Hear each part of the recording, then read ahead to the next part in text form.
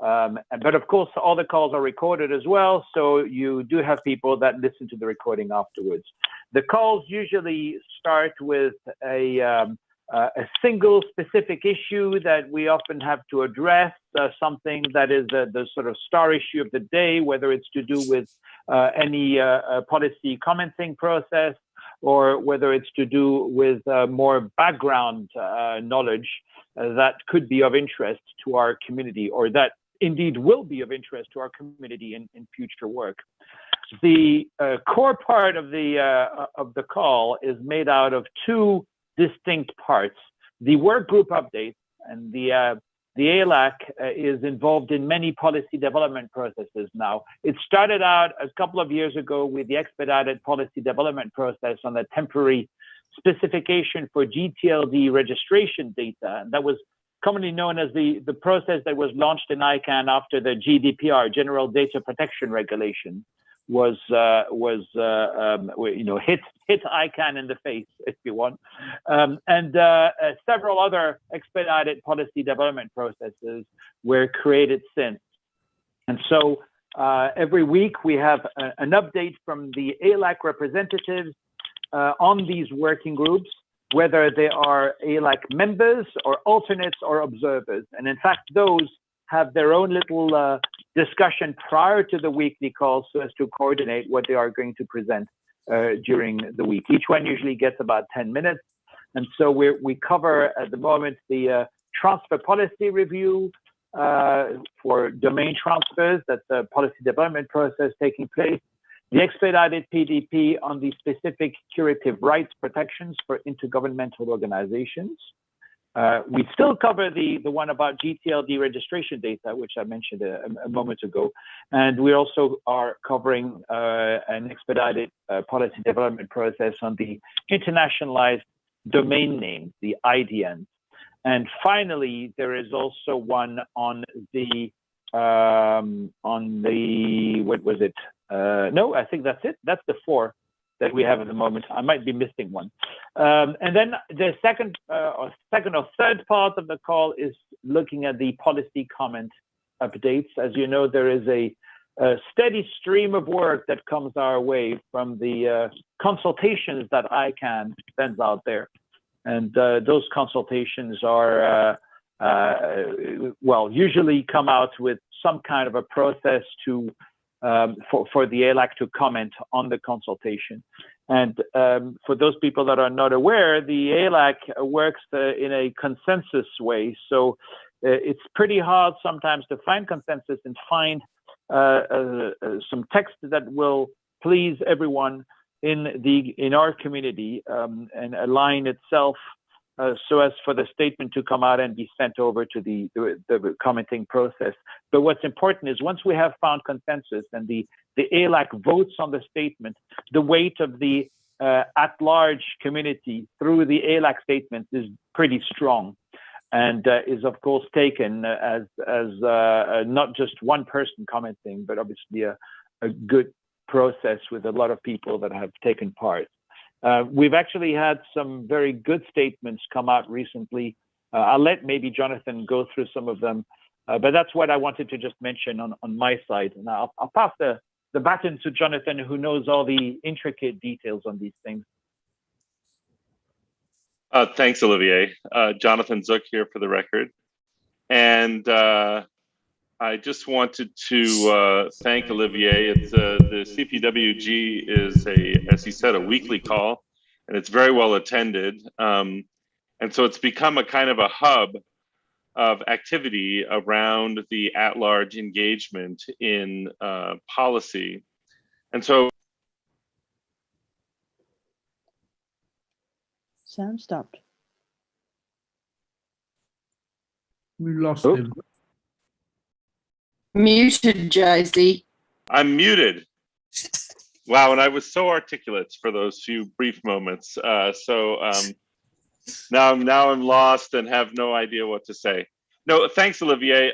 As Olivier mentioned, the calls are weekly and they're well attended, and the CPWG call has become a kind of a hub of discussion on the at-large participation in ICANN policy development, and so it's become a real talk shop, if you will, on a number of different issues.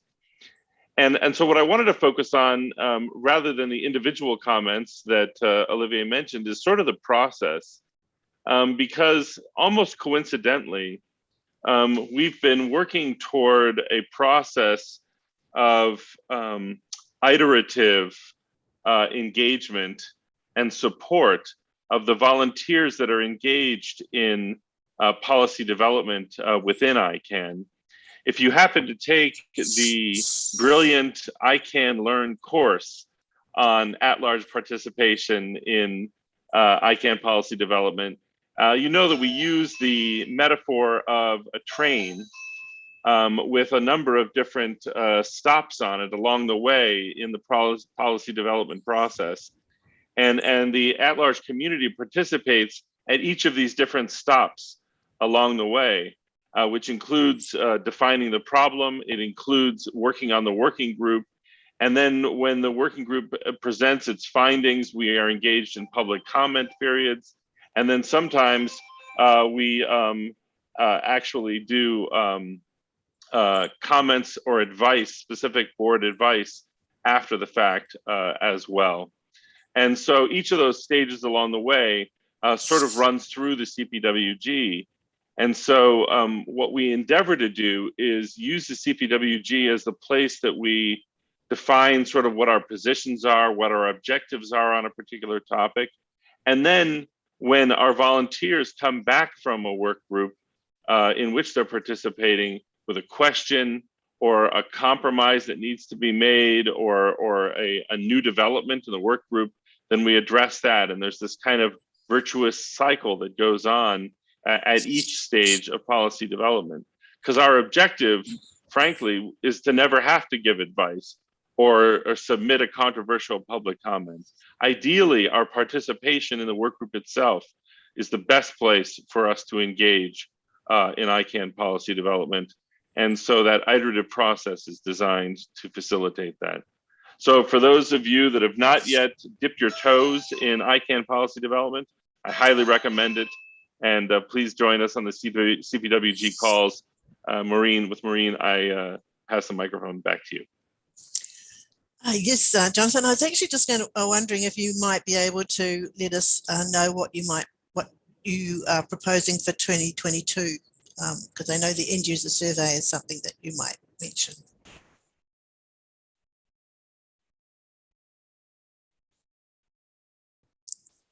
Jonathan?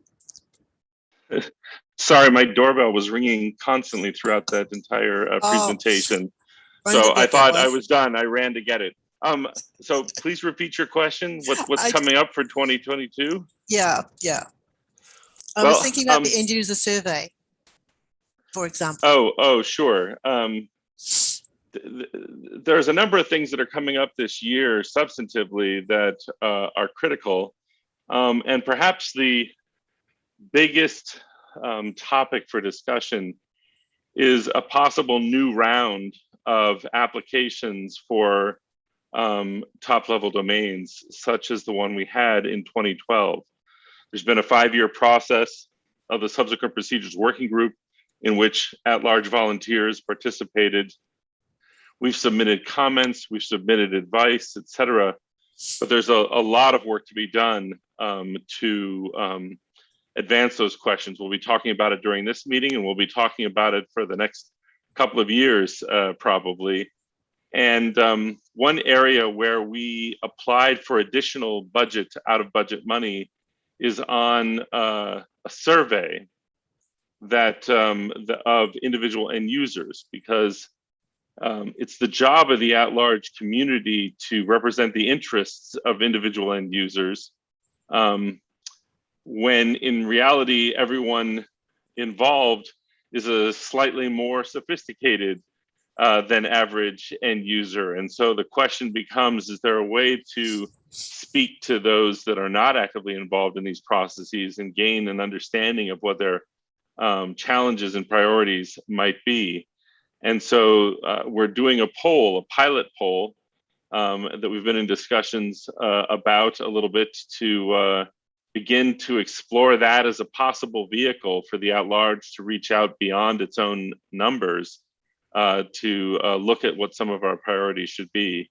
And that's one of the things that'll be coming up in the year ahead, is that poll and answering some questions, particularly about one of the At-Large priorities, which is more inclusiveness of these domains through better acceptance of what are so-called international domain names, domain names that are in non-Roman characters like Cyrillic or Arabic or Chinese character sets, and how to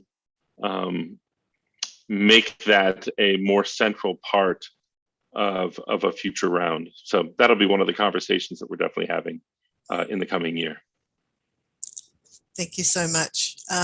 Yes, there's been I've been part of that survey team, and they've had some very interesting conversations. I've learned a lot more about our community through the discussions that we've had. So I think there's going to be some really good outputs from that eventually, and there's a lot of work to be done in the meantime. But thank you so much, Jonathan and Olivier. Yes, and sorry for interrupting your rushing to the door. Okay, so now we move to Holly Raish and Ricardo Holmquist, who have been in charge of our operations, finance and budget working group. And over to you, Holly.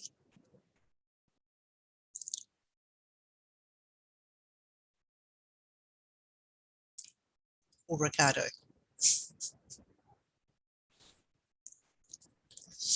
I prefer Holly to start. I don't know if we have the presentation very quickly, Devon. We do have. Sorry, I was on mute. Thank you. Okay, a little bit about what we do and what we are planning to do in the coming year. We are the Operations, Finance and Budget Working Group. It's just a subgroup of a larger finance and budget group. Next slide, please. Okay, what we do. We actually do 4 things, not just one. Some people may associate us with just finance, but actually we operations and finance, which is 2 things really, or 4. First of all, and perhaps most importantly, we do coordinate input into the annual budget requests, which many of you are very familiar with. They're the things that we ask for additional money for to achieve our objectives. Clearly, things like the survey, other things are the kinds of things that might go there, but eventually things that will go into the budget. It's the task of, as I talked about, the finance budget subcommittee, which we're a part of. And it's formed by an EDAC member and of the RALOs as an oversight. So we are part of, or a subgroup of that. We draft statements, and we have here the budget process. But let me talk about the really 2 budgets. There's first the PTI IANA budget, and that's the phase we're in now. I'm sure most of you remember the transition where we actually now have the contractual relationship with the PTI. They develop an operating plan and budget every year. That process actually is usually open for public comment around September, October, as it is now. And we have input into that. Then there is the IANA operating budget, plan and budget, which will be coming up starting in November. And then the third part of what we do is the actual ABRs. So really for about 6 months of the year, we are tied up in developing, understanding the budgets or the budget requests, and developing plans and input into those processes. The other important thing, though, and this is what we had concentrated on in the earlier part of the, really, I'd say June, July, August, the operating initiatives. Now, these are the things, there are about 14 of them, that the initiatives that in the budgeting process, these are the things that the ICANN looks at to actually achieve its own strategic goals. And in the next few slides, we'll talk about them and how what we did as a working group was go through them and identify the ones that are of complete relevance to ALAC. And we do have input there into the initiatives and to the strategic plans. That process really starts after we've done the ABR. So in fact, we have a fairly full year in what we do in terms of contributing not only to the budgets, but also to the operating initiatives and plan. We have been fortunate this year to have a great deal of input from the ICANN planning team to understand better how they plan and how we can contribute to that plan. Next slide, please. Okay, this is a graphic illustration of the actual planning process. This is a slide that the ICANN planning team, we spent at least 1 or 2 sessions on this, where we start, or ICANN planning starts with looking at the trend identification. This is the sorts of things they look at to develop the analysis impact assessment for the planning process. And at this point, we start to discuss with them some of their, what does the operating initiatives start to look like? What projects now, when we talk about planning, we're not talking about, and inputting into the budget process, we're not talking about the budget in terms of the ongoing costs that they incur, things like travel costs or salary costs. But once those have been paid, what are they spending money on to achieve their goals? And this is where we look specifically at about, well, we'll talk about the ones that we identified, the things that are of relevance to us and how we can contribute to those initiatives and then goals. So we start to look at, during this is the April to July, start to look at the initiatives and how they relate to the budgeting process and achievement of the goals. Starting July, November, we start with the PTI IANA budget, and this is where we are now. In fact, the IANA budget, which Ricardo will talk about, as well as the ICANN budget, has been released for comment. The comments are due on the 24th. We've already had one meeting and we've had a briefing from the chair of PTI in terms of what they're doing and how we can contribute to that budget. Our next meetings starting in November will be about the much larger ICANN budget. And we will be seeking comment from the working group and everyone else on how the operating initiatives that we have identified as important to us might be financed. And then again, finally, December to February is the ABRs. So you can see we've got a full schedule, not only commenting on budgets, but operating initiatives to achieve our aims, our specific aims. Next slide, please. May I have? Okay, so that's what we do. We contribute to the planning, most particularly the operating initiatives that we find important for ourselves, for ICANN, for the achievement of ALAC goals. That's primarily sort of the April, May, June, July. So starting in August, we're looking at the IANA and PTI operating budget plan. And after that, coming up in November, will be the ICANN operating plan and budget. So those are the sorts of those, our year is pretty much divided in three in the sorts of things that we discuss. And we're very grateful for the sort of input we have had from ICANN staff in terms of assisting us in dealing with and understanding at least those three main elements. Okay, next slide, please. In the strategic plan, and remember, this is what we look at starting after we've done the ABRs, to look at the operating initiatives. There are 15 of them.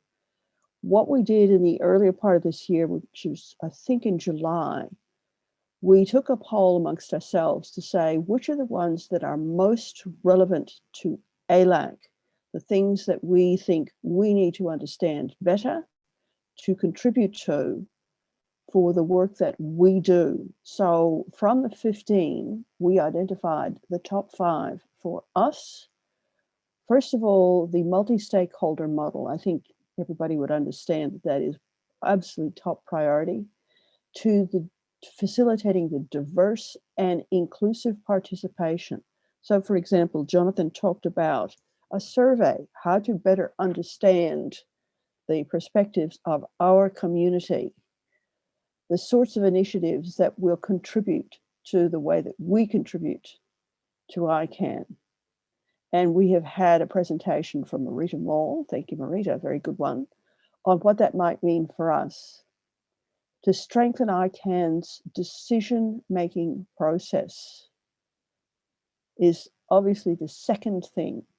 And again, this is one of the sorts of things that we as ALAC believe will assist us in contributing to that process. Universal acceptance.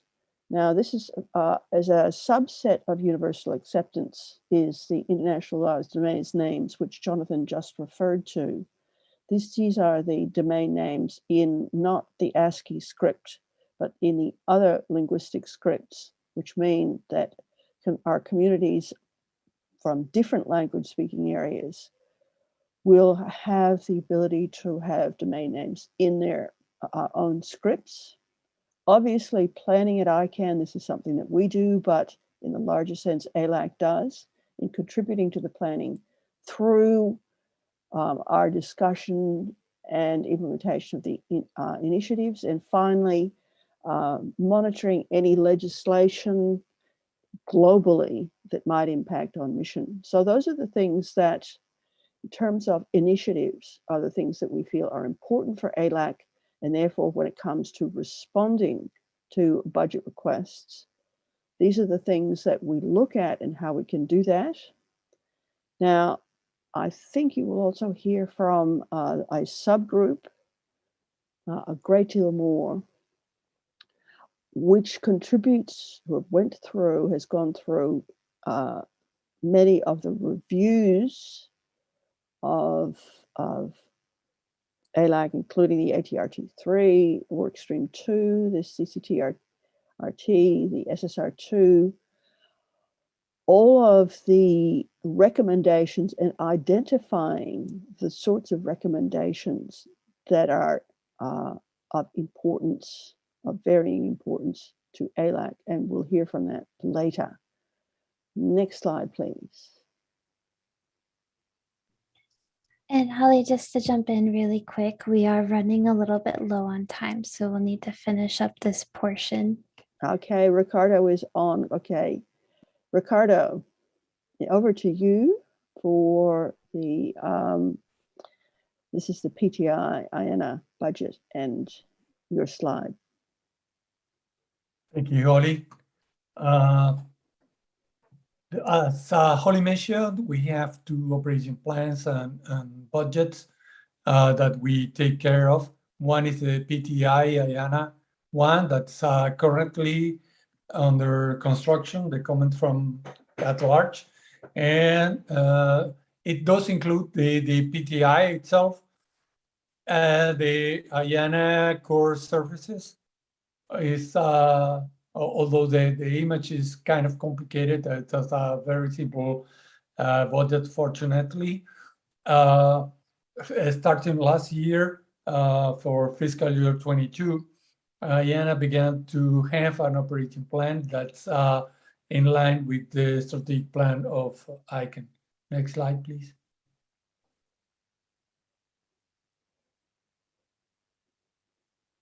ICANN operating plan and budget.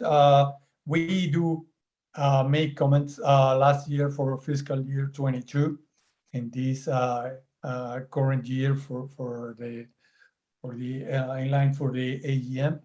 Now we're about to do the same for fiscal year 23. It includes the operational initiatives that we just looked, these 15 operating initiatives. The idea for this fiscal year 23 is to be prepared to comment more on the initiatives instead of only in the budget. For At-Large, we want to see that the incomes and expenses are consistent all over the years, that the different reserves are consistent, and the resources, the money and the people is dedicated to the strategic activities, in particular the one to close to the user needs. It doesn't matter how much we talk in CPWG or how much do we talk about any given comment. If there is no money for that, it won't happen anything. That's the idea. We'll look at that. Next slide, please.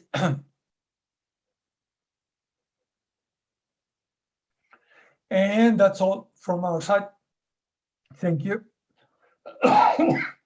Sorry. Thank you so much, Holly and Ricardo. It's actually sort of like getting to be quite a technical little team in there, but they have had some really great input from the ICANN finance team, and they've got a busy year ahead. Okay, so now we move to the outreach and engagement team with Daniel. And I've included Hadia because she also has some good input into this particular section of our work. So over to you, Daniel.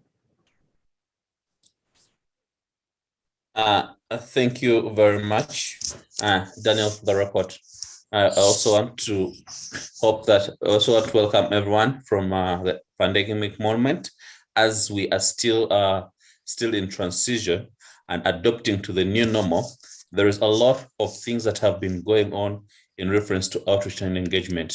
There are a lot of changes that are taking place, and I would like to share that outreach and engagement has various sects or sections. There is the outreach component, and then there is the engagement component. But if we go deep into each of those, we have been constantly sharing, communicating, and engaging with people in various sects. But going further, there is the element of capacity building. During the pandemic, it has redefined the way we have been conducting our capacity building and building the knowledge base around ICANN. So I'll just simply invite Hadia to be able to tell us about the capacity building webinars and how they have been able to evolve through the pandemic times. Hadia? Thank you so much, Daniel. Thank you, Maureen and all. This is Hadia for the record. So the At-Large Capacity Building Working Group has been organizing a series of webinars throughout the year. We started the year in February with 2 webinars in February. The first was social media best practices, and the speakers were Alexandra Dance. Alexandra is communications director for Latin America and the Caribbean at ICANN. And the second speaker was Liliane Yvette Deluc. Liliane is a regional leader and a member of the social media working group and the outreach and engagement subcommittee. The second webinar was on the 15th of February, and that the speaker was Jonathan Zook, ALAC Vice Chair for Policy. Jonathan talked to us about creating, or showed us how to create promotional videos in PowerPoint. And then in March, we also had Jonathan with giving better online presentations, forming old habits in the new reality. And then in April, we had Melissa Allgood. Melissa is a conflict resolution specialist at ICANN Policy Department. Melissa talked to us about the consensus playbook, focusing on at-large. The webinar included breakout sessions, and it was really interactive. In May, we had Jonathan again with creating videos with a PowerPoint. And in July, we had Melissa back with at-large facilitation skills. And this also included breakout sessions. In July, we had a parallel webinar on IDNs, advancing the internationalized domain names agenda for a more inclusive internet. The speakers were Emily Taylor, Sarmad Hussain, and Justine Chu. And then in line, we have two webinars.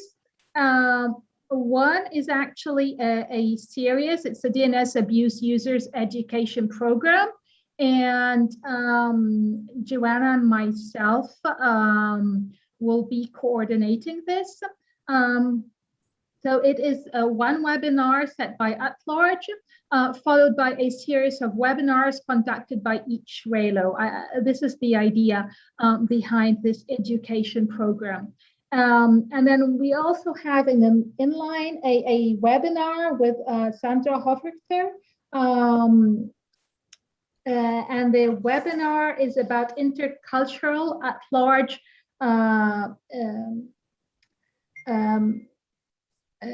It's an intercultural course or workshop for the at-large community. And then in addition to the capacity building webinars, At-Large also has two specific courses on ICANN Learn. The first is ICANN At-Large, Welcome to Our World. That's the title of the course. The course provides an overview about the At-Large community and where it fits in the ICANN ecosystem. The course covers the history of the At-Large community, the purpose of At-Large and the 15 ALAC members, as well as how to start participating. A prerequisite for this course is ICANN Policy Development Fundamentals. And then the second specific At-Large course on ICANN Learn is 506, ICANN Policy Development, a guide for At-Large participants. This course builds upon the policy development fundamentals and ICANN At-Large Welcome to Our World courses. It presents a deeper dive into how the At-Large Advisory Committee develops policy advice and forms policy positions, as well as the various opportunities the At-Large community enjoys to participate in policy development at ICANN. Please, if you would like to be part of At-Large, start with these webinars. They are, as I mentioned, on ICANN Learn. Also, you're all welcome always to our webinars, and we look forward to your suggestions and input. Thank you. Thank you, Hadia. Thank you. Thank you very much, Hadia, for that. You'll discover that Hadia has been working closely with the capacity building working group, that is Joanna and Alfredo, in designing all this. So under outreach and engagement, we have the capacity building working group, and we have also the social media working group. I'm happy to share that there has been rotation of leadership in the social media working group based on the location of which the ICANN meeting is going to be held. So you'll discover that during ICANN72, we have Naralo leading outreach and engagement and coordinating the activities of outreach. And then also in ICANN73, they'll still continue be leading this respective deliberation. So still the social media working group is under the leadership of Denise D.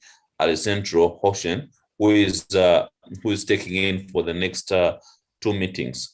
I'm also happy to share that during all this outreach and engagement, the respective regional liaisons have been very busy working on their strategies, which has gone through GSE approval, and activities are still running and being monitored respectively throughout the region.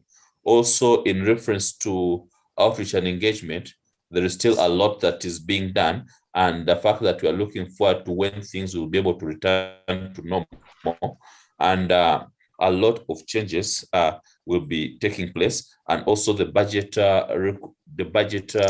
process has been submitted respectively. Various activities will be shared within. We only can't wait for the new normal to do it, to come back such that we can be able to have those face-to-face meetings. Also, still in reference to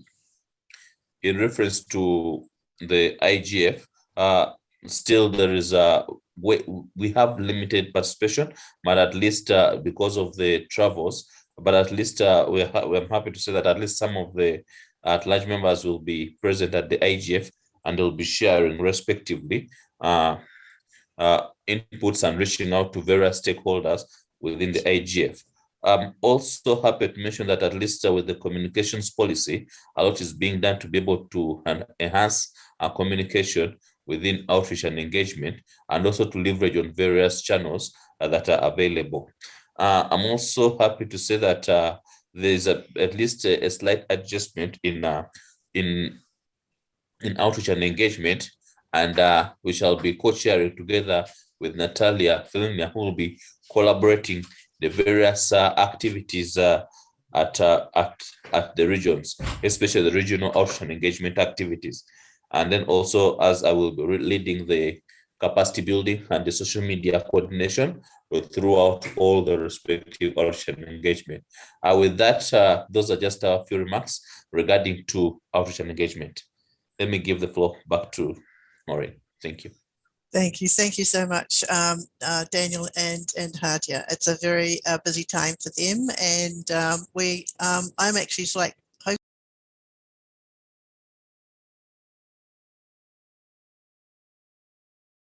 get into a working group that you might be encouraged to sort of attend one of those work group sessions and get involved in the activities that are involved that sort of they incorporate into their work. There's a lot to do, and that's our job. Okay, so can I have the next slide, please? Because what we're going to go on to now is what's actually on at ICANN72, and I'm just going to ask the presenters to do a very brief, 2 minutes or so, on what what's happening in their session. It's really just a try again to encourage our community to engage in these activities. Find out more about what we're doing, but also find out more about what we're doing with other groups within our community. That's really important as well. And of course, I can very easily I'm first up, and the session that we're actually in at the moment is the welcome session. And following this following this section, there'll be Jonathan who will introduce the talking points, which he will explain when it's his turn again. But I won't take up too much time. What I'm going to do is pass on to Jonathan, who's got the next session. And I would like to, just to save a bit of time, if each speaker could introduce the next speaker, that would just save it, the toing and froing back to me. But passing on to you, Jonathan, about closed generics. Thanks, Maureen. I'm back again, Jonathan Zook here, ALAC co-vice chair for policy development. One of the things that happened with the 5-year-long subsequent procedures working group is that some things made it out of the group in somewhat unresolved form. We did a session on applicant support 2 meetings ago because we thought more discussion was necessary on that prior to discussions of implementation. And kind of continuing down that path, we have a discussion coming up actually after this one at, well, 3 p.m. my time. I don't know what time that is, UTC. Someone will put it in the chat on closed generics. And closed generics are a type of application that appeared during the previous round in 2012 for a string that's like an everyday word. So an example might be .insurance or .book, but they were applied for by applicants who wished to totally control them. And so there was a lot of pushback against them, including from the ALAC, on the notion that a single company should control .jewelry or .book, etc. And at the time, the board put a temporary ban on them and then put it back to the community to decide what their fate should be in a subsequent round. And unfortunately, the output of the subsequent procedures working group was no consensus. So it's sort of being dropped back in the board's lap again to decide what the fate of these so-called closed generic applications should be. And so as the convener of many conversations and guardians of process, the At-Large are holding a session coming up on closed generics, where we discuss what some of the scenarios are that the board might consider when talking about closed generics, whether they should be just allowed on an unrestricted way, whether they should be prohibited altogether, or whether, as the GAC suggested in 2012, there should be some sort of a public interest exception to a prohibition.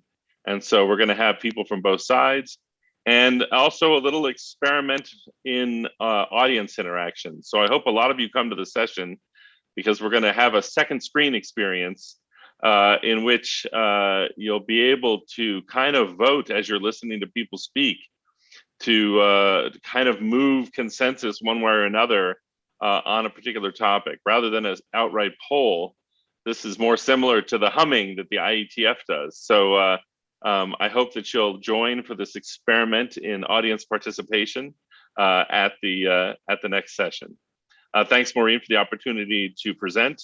And with that, I will pass the microphone to my co-vice chair of the ALAC and the organizer of the DNS abuse session, Joanna Kuleska. Dzień dobry. Dzień dobry. Thank you very much, Jonathan. Thank you for this lovely introduction. 2 minutes, said Maureen. I'll try to stick to that one. Thank you, Maureen, for organizing this session. Very useful indeed for us to learn what's in store for the At-Large community over the next few days. We originally proposed a plenary on DNS abuse, one of the topics that the At-Large feels very strongly about, and one that has proven contentious, even though it is not in itself a policy topic thus far, but it does come up in conversations regarding various policy issues. So we thought it might be useful to have sort of a roundtable around DNS abuse to make sure that the ICANN community is able to produce synchronized policy perspective outside the ICANN community itself. So when we as community members are confronted by governments, by individual end users, by business, with regard to the somewhat ambiguous notion of DNS abuse, we have answers that are comprehensive and ready-made and agreed upon by the entire community. So we did propose that session as a cross-community plenary, but there seemed to be somewhat concern about the notion being too contentious as it is. I'm glad to report that the meeting, the prep meeting we had a little bit earlier today, seems to indeed be based on a growing consensus. So tomorrow's session on DNS abuse, so rather than a round of preaching about DNS abuse, hopefully will turn into a round table. I will not read out the agenda. I encourage you to look into the wiki, where you will find the detailed agenda and the speakers who will come to present the state of play within their individual communities and discuss the way forward. It is clear that at this point, DNS abuse is a matter of a consensus policy. It is a voluntary measure. However, we in At-Large, working together with the Governmental Advisory Committee, are also aware of certain regulatory advancements to target what we refer to as DNS abuse, cybercrime, cybersecurity. We will welcome participation from the Governmental Advisory Committee as well as registries and registrars. So you are more than welcome to join. The format indeed is of a round table. Our speakers in the agenda will start us off with a few statements about their perspective on DNS abuse. But then, if you do have an opinion you are willing to share, you will be granted the opportunity to share your ideas and thoughts on DNS abuse. And this debate will be skillfully steered by our Consolidated Policy Working Group co-chairs, Jonathan and Olivier. So all is in safe hands. And with that, I hand the floor over to André, who will host the ASAC-ALAC joint meeting. Thank you very much. Благодарю, Joanna. Andrei Kolesnikov is here with you speaking. I will be talking shortly about tomorrow's session, which is during At-Large week. I'm really happy to say that joint meetings between ALAC and ASAC is back on track. And tomorrow we'll have a pleasure to listen and discuss two documents, in particular ASAC 118, which is a document of recommendations regarding to EPDP phase 2. And Tara Wall and Steve Crocker will be speakers. And also the second document will be ASAC 119. And we'll talk about the GNSO transfer policy review, and it will be presented Steve Crocker. However, as we always do, I think that the beginning of the meeting will start with a traditional ASAC activities update, which will cover a couple of other things. It will be introduced by Rod, I think. And so you are welcome for tomorrow's session. It's always cool, it's always interesting, it's always a lot of questions regarding the documents and recent publications. And also there'll be a chance for the questions and answers, of course. And it's a little bit outside of the ICANN meeting core timing. However, I think it will be much more convenient because it will save people a lot of time. And according to the logistics, I think it will be much more appropriate to run it before the ICANN meeting.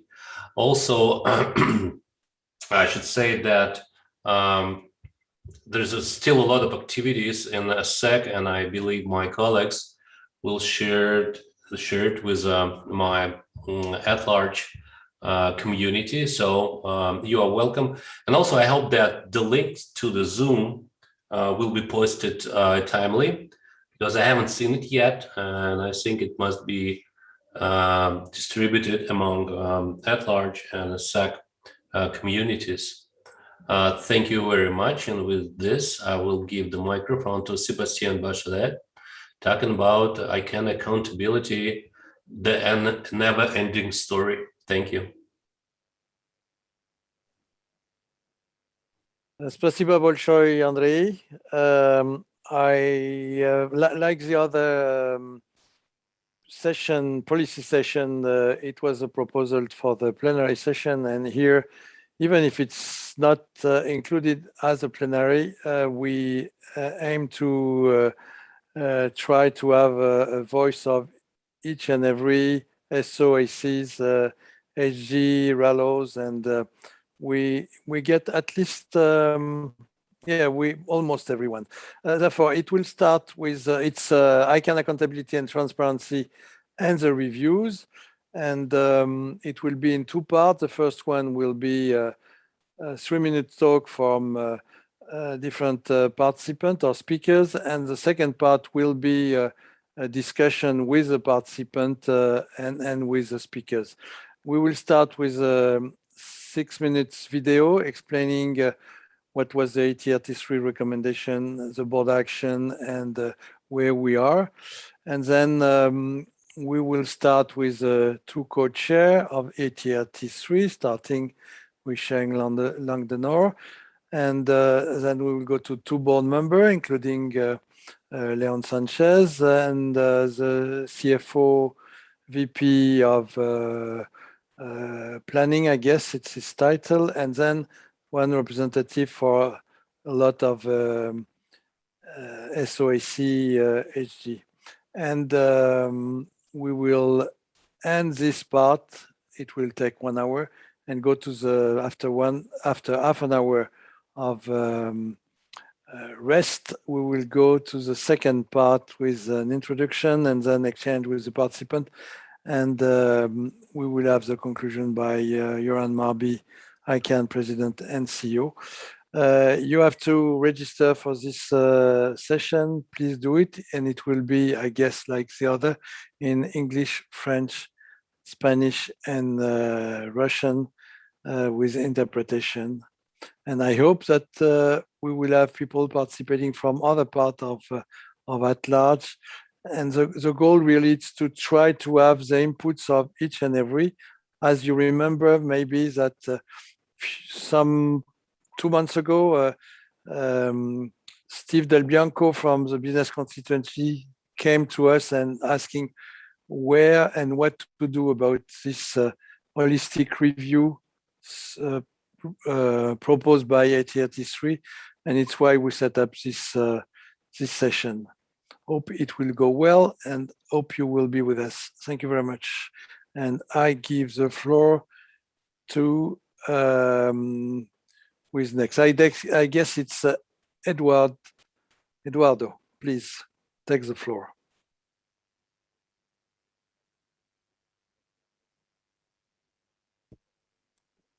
Thank you, everyone. This is Eduardo. We're going to have a couple of nights for fun and learning about At-Large and other things. Hold a second. I have another problem here. Give me a second.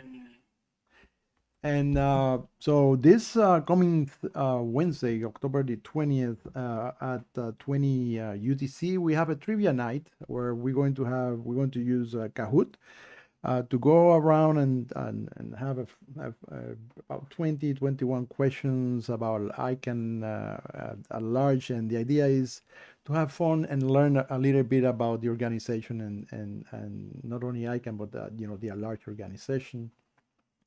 And so please come. It starts at 20 UTC and there will be prizes. So I'm going to let you come and find out what the prizes are going to be. And then during the ICANN72 meeting, we have a beer night. It's a social beer night. We have a Tim Noran from Seattle. He will be, this is a connoisseur of beer, and he will be sitting in one of the Seattle most known beer breweries called Beck, and he will go through the history of beer and how it's made and the different types. In fact, we're asking everyone to buy 4 types of beers, which I'm going to send the link to a video to give you more information in the chat later on. but to buy this type 4 of beers, and he's going to go through each one of them, and we're going to have a tasting at the same time. He's going to tell us about, just instead of a wine tasting, this is going to be a beer tasting. So it's going to be fun. So we invite you all to come also. This is going to happen Wednesday. Wednesday is the October 27, but the UTC time is October 28 at 1 UTC. So you can find your time zone using that information. So that's all I have to say, and we will hope to see you there. Thank you so much. And the next person now is Maureen. Back to Maureen.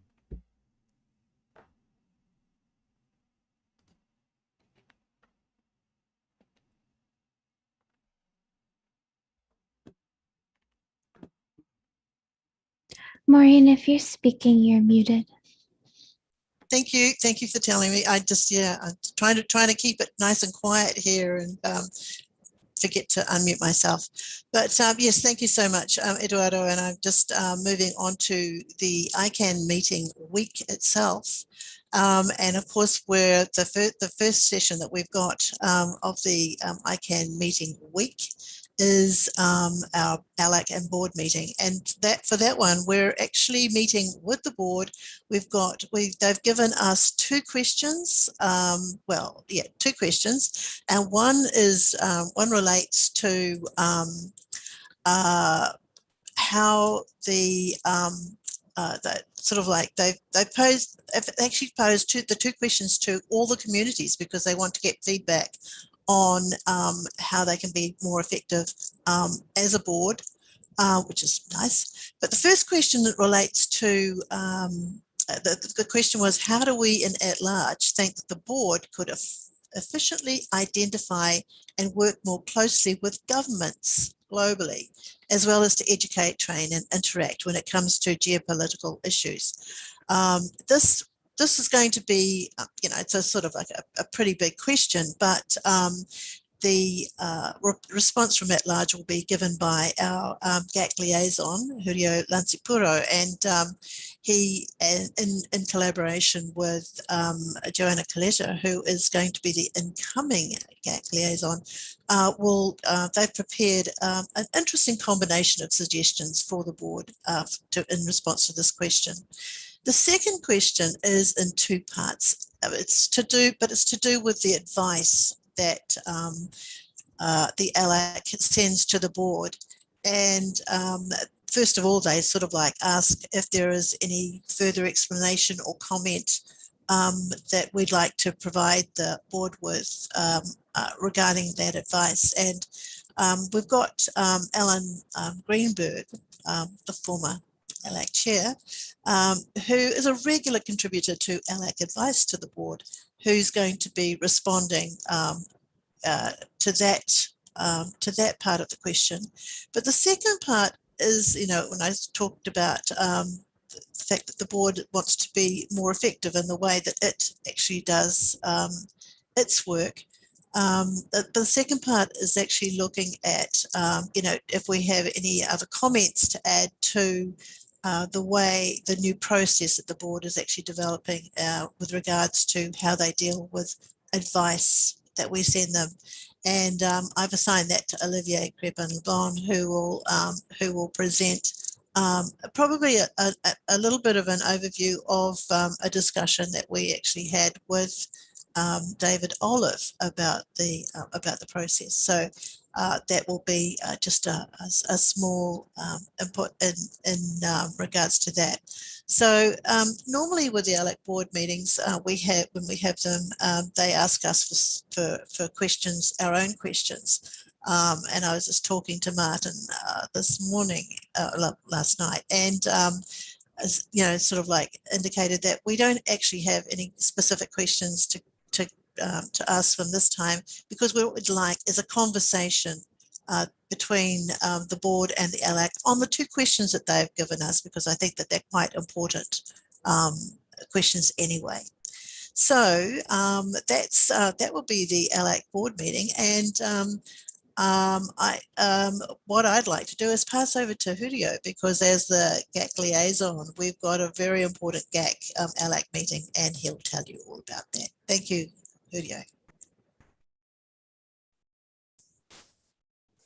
Thank you. Thank you very much, Maureen. This is Yrjö Länsipuro speaking.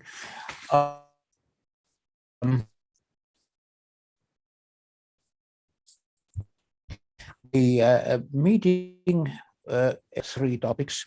The first is ICANN and governments, which refers to what Maureen just said. The question that the board has posed to all SOs and ACs on and work closer with the governments of the world. So this item, we basically are comparing notes, comparing the approaches between the ALAC and the GAC here. The second item is DNS abuse and beyond. This is one of the many discussions on this topic, and this has been proposed by the GAC, and the formulation was interesting. The fraudulent websites and other DNS nuisances, which are sometimes outside DNS abuse categories. So I guess we are here going to probe the borders of this, what is sort of allowed when we discuss DNS abuse. The third item is reflection on public interest processes when it comes to the PDPs that we have been mostly occupied these last years, that is to say SAP Pro and the EPDP on registration data. The idea is to reflect on what has happened and how we have managed to defend public interests in those processes. I stop here and I give the floor to Sean, please. All right, thank you, Yuri, Sean, for the record. Can you hear me? Okay, I see. Yeah, we can hear you. So yeah, as usual, Afralo will be holding Afro-ICANN meeting. It's usually, for the sake of those who are attending for the first time, it's usually a session which we hold at every ICANN meeting, where we have members of the Africa community within ICANN, and of course any other person who is within ICANN or outside joining us to discuss matters of importance to the Africa community within the scope of ICANN. The topic we'll be discussing this time around is on data security. Normally, before we have that particular session, we do have a couple of activities before that meeting. It includes holding webinars on the topic of discussion, and those are coordinated by Bram and Tijani. And of course, we also do call for drafting team, and of course, we eventually come up with a statement on the topic of discussion. This session will be holding 17:30 UTC on Tuesday, and of course, we would be having the usual guests joining us, such as the CEO, the chair of ALAC, and of course, ICANN board members and ICANN GSC from our region, and of course, other members of the internet and ICANN community. As is our practice, we do use the opportunity to also recognize some of the leaders from our region who are outgoing, and of course, those who will be incoming as well. We use that session to also kind of recognize them. And as is the case with At-Large sessions, this session would be open to anyone who's willing to join in the discussion. The statement itself will be in English and French. So if you would like to contribute to the development or the improvement of it, please, you're welcome. This time around, the statement will not just be addressed to the ICANN board. It will also contain sections that actually concerns the end users directly. So thank you very much. I hand it back to Maureen. Thank you. We'll give it to Judith. Judith, on the hybrid meetings? Yes. Hi, sorry. It's Judith Helsing for the record. So I am talking about the hybrid meeting, but Devin, you're trying to share a screen and we don't see anything. So if you could maybe stop sharing the screen, then that will be better. Thanks so much. Yeah, it was just spinning a wheel. So I'm going to be talking to you about the hybrid meetings, and what we decided to do is there was a long discussion about when this was going to be a hybrid or not. So we did, we put together, been a meetings team that's been meeting every week for the last couple of months to decide on the program. And what we have is we're going to spend a lot of time talking with 3 different groups.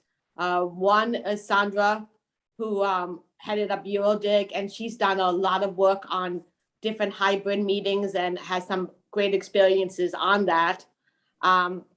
There's Barbara, I can't pronounce, Provice from Center, and she's done will have just finished a hybrid meeting from her organization. And then there's Shangatai Masango from the IGF Secretariat. As you may all know, the IGF, the global IGF, will be a hybrid meeting. It's the first time, and they've been spending a lot of work on trying to create a good atmosphere, and that would work with virtual and non-virtual, since they're only about to have about half the number of people. And they designed some apps and some that would work where everyone would be joined together.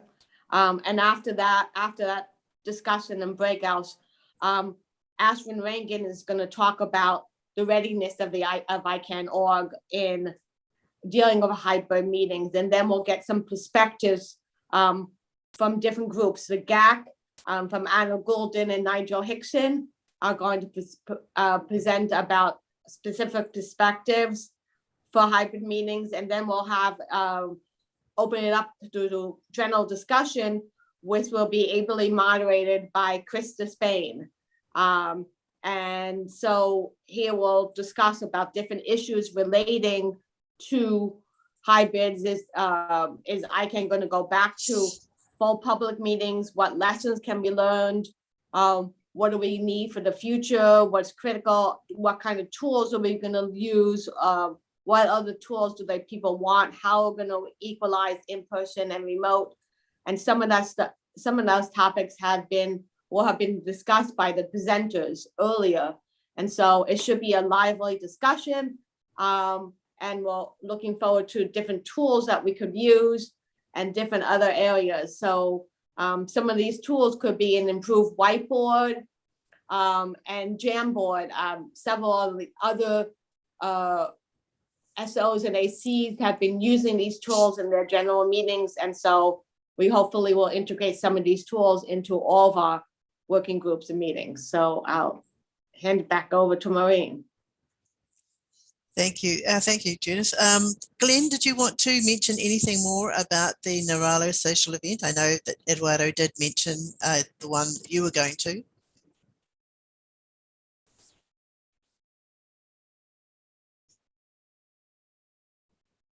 No? Okay. Okay. Great, because we're actually running really short of time, and Jonathan's actually not got that much time left for his talking points. But I just want to just 1 minute, just mention that the last two events of our ICANN of our At-Large ICANN72 At-Large program is the leadership transition, which is going to be a short session where we actually say farewell to our departing leaders, but give an opportunity to welcome our new ones. And then this goes up. We've actually had to break them up into two sessions. We would normally have it as part of the wrap up, but according to the program, we have to do that separately. And then of course we'll have the wrap up where we will have the members of some members of the board, the board chair, the vice chair, and a new member of the ICANN board from the At-Large community, or actually in several communities, but he's been very much important to ours, and that's Edmund Chong. So we'll do a debrief and have a discussion about sort of like what's happened at ICANN72 and looking forward to ICANN73 already, and of course 2022. So that's our wrap up, and thank you so much, everyone. I mean, I know it's sort of like being a bit of a long haul, but it does give the community a really good idea of what's actually happening and how we can be, how the community can become involved. And I really do appreciate everybody's contributions to this session. And I'm going to give the last few minutes of this session over to Jonathan to talk about talking points, which are really important to us. And I'm so sorry that we've actually intruded into his time on this. Jonathan. Thanks, Maureen. And staff, if you could showcase my video, then people will be able to see the slides. Thanks. And so I won't go into huge detail on this, but just talk about them generally and sort of go through them quickly. I will hope that Evan or someone can do them in the chat, because it will be something you'll want to read since we're going so quickly here. But just briefly, these talking points are just a sense of where the At-Large has ended up on a number of policy-related issues that are likely to be discussed in the course of this meeting. So we've been doing this for some time, where we start the meeting off by kind of letting you know what the hot topics are going to be for the upcoming meeting, and what positions, if any, that we have developed on those, so that if you end up in a private discussion with somebody during a networking break or a one-on-one Zoom call that they facilitate now, or you find yourself wanting to raise your hand and intervene in a session, you have a sense of where we stand, and also some of the sessions in which those talking points might be useful. If we look at them, there's a number of different things we wanted to talk about. One is the future of ICANN meetings is the only surviving plenary for this session. And there's a number of talking points there, including the importance of the reimbursement program for folks that have slow internet connections and others. And this will go on being important in the context of hybrid meetings as well. So it's a good precedent that we'll want to carry forward. We're fans of the alternative streaming. The YouTube streaming of the important sessions means that folks with a lower bandwidth have the capacity to follow along live. And in addition to YouTube, Eduardo does a stream onto Facebook, et cetera, so that there's alternative ways rather than the sort of relatively bandwidth heavy Zoom meeting. We like the fact that additional tools have been made available, such as Zoom breakout rooms, Google Jamboards, et cetera, but hope that there's greater use of machine language translation when interpreters are not available, and that other tools that are available are made use over time. We think that hybrid meetings present a risk, right, to create discrimination between those that can make it to meetings, those who can't. And so I think that's a session that we should all be participating in when that plenary happens, to brainstorm about how to improve on remote participation in a face-to-face meeting, whether it's with a big Megatron screen or something that shows the person that's participating, better audio, etc. But that's definitely going to be an important issue for the at-large going forward. So this session is this plenary. It's on Wednesday, the 27th of October next week. So please, please make a point to check out that session and participate in that brainstorming. Another issue that's a pretty constant discussion is the EPDP on GDPR compliance. We've advised the board to reject the SSAD recommendation. It seems like an overly bloated system for a fairly simple result. But we recommend the board accepting the phase 2A recommendations, which is to create a new field for natural versus legal entity. Even though we're not satisfied with the results of phase 2A, we don't want to forego the hard-won concessions that were made. Consumer protection remains the at-large priority in this context, and that's something to continue to bring up whenever it comes up. On DNS abuse, further DNS abuse mitigation prior to a new round, we feel strongly that whenever there's talk of doing more GTLDs, that's a great opportunity to really be pressing this issue. So we want more to happen before a new round. Ransomware, phishing, et cetera, on the rise. This is a topic of great debate, but this is a problem that isn't going away. There's a lot that's being done now by the Contracted Party House and the DNS Abuse Institute that Maureen serves on, et cetera. But we want to keep the pressure on the contracted parties and ICANN contract compliance on DNS abuse. We're committed to individual end user education. Neralo and Uralo have done a lot to do education of individual users on the issue of DNS abuse, and we're going to continue to do more along those lines. There's plenty to accomplish with the strict definitions. So we're, as on Joanna's session, we spent some time making sure that we weren't going to just have a rehash of what the definition of DNS abuse should be, because while that's an ongoing discussion, even accepting a fairly strict definition of DNS abuse, there's plenty that can be done. We're focused initially and primarily at this time on the registries and registrars with high percentages of abusive registrations. So it's the outliers, or what we sometimes call the bad actors, that we're more focused on than the folks that we have become friends with and see at these meetings 3 times a year.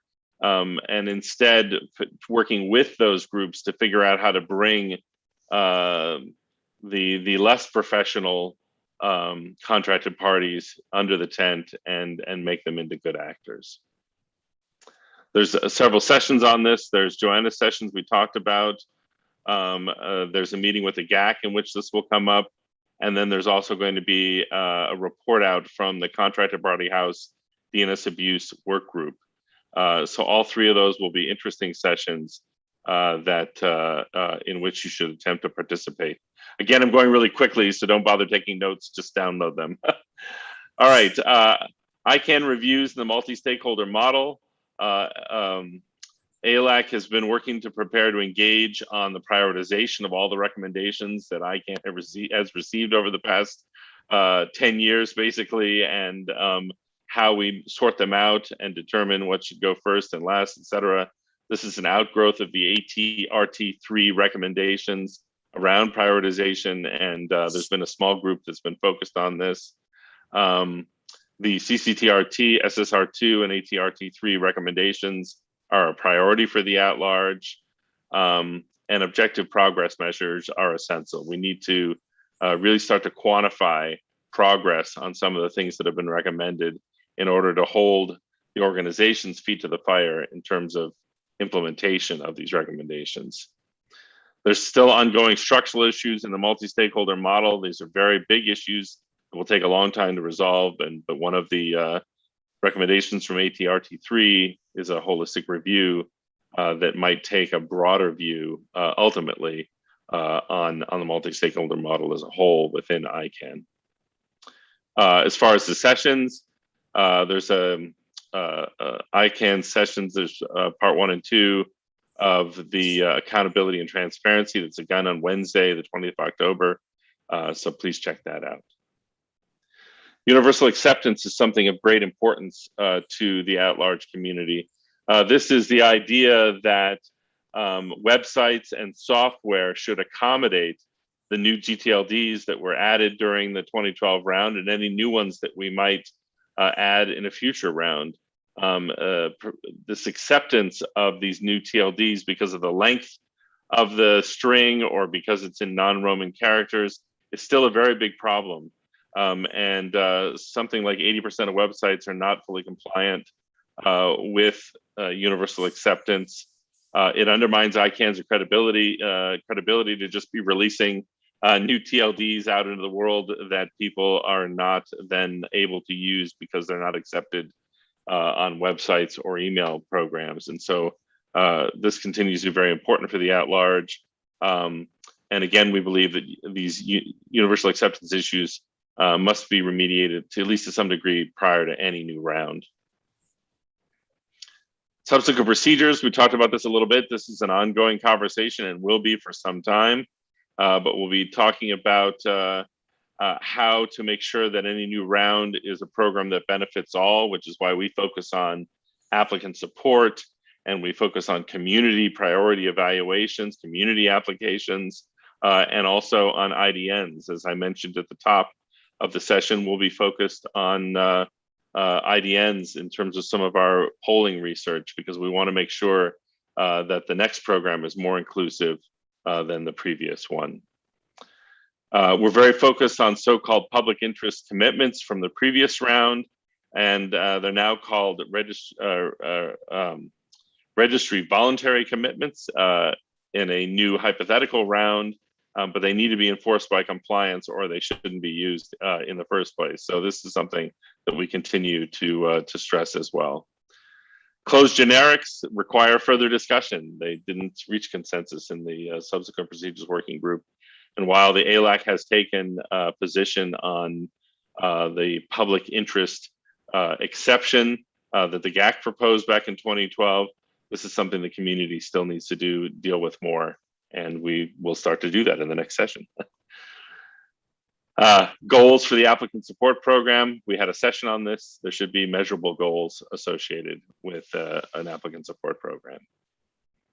And then we've also proposed a notification tool for geoname applications so that sovereign entities are notified when a region or area over which they have some sovereignty is applied for as a string, so they have the opportunity to object. And we don't support private auctions. And it's a big issue, but this is about people learning not to game the system in a new round. The transfer policy review PDP we'll be talking about. We're really focused on the end user experience. We want the losing registrar to confirm with the registrant before they let a domain go. And so this is still a little bit of a point of contention with the work group that our volunteers are continuing to represent us on. And we have to address the complexity associated with resellers in this issue of transferring domain names. Again, there's more background in the downloadable document. There's a session on Tuesday, the 26th on the transfer policy review PDP. That's it for now, Maureen. I just wanted to go through them quickly. And maybe Evan can post that link again since it's scrolled off the what we call below the fold in newspaper jargon. But thanks. I hope that everybody will participate in these sessions, and I feel free to ask questions and ask how you might get involved as At-Large Week and the main ICANN Week continue on. Thank you. Thank you so much, Jonathan. And I see that you've landed us right on time. But we did have a question from Sebastian. I wondered if it could be a quick intervention before we close. I want to thank, before Sebastian comes back, I would like to thank everyone for their participation in this. You know, it's been a really interesting session on, you know, how it is that we're actually sort of like going to be involved, and we're really encouraging everyone to, you know, to come along and share in what it is that we have to offer our ICANN community for the next 2 weeks. This week being At-Large week, and next week being the ICANN meeting week. I can't see Sebastian. Maybe he had to go. But No, I am here. Oh, okay. Thank you, I Sebastian. am Off sorry, you and go. I didn't want to have the last word. Sorry, Maureen, but I just wanted to say that don't forget 5 people Alex sent to the NUMCOM. NUMCOM was a very deep work and hard work, and you have even one departing leader of this nominating committee in your team. Thank you very much. Okay, remembered. Well, I've taken note of that. Thank you very much, and thank you everyone for your participation at the session. And I hope you enjoy the rest of the ICANN meeting. Thank you. Bye. Take care. This meeting is adjourned. Thank you all for joining.